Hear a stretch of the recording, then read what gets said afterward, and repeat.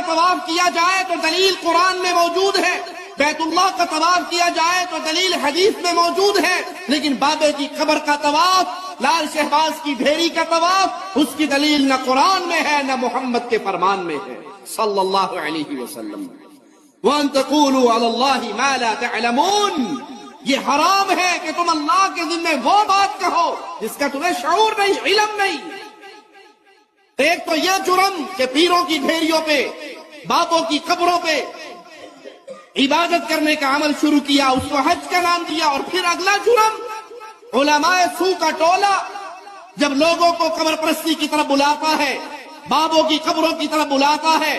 پیروں کی ڈھیریوں کی طرف بلاتا ہے، ان کے ماتھوں کو اپنے قدموں میں جھکاتا ہے، پیر بیٹھا ہے، مرید اس کے قدم چوم رہا ہے، سجدے کر رہا ہے،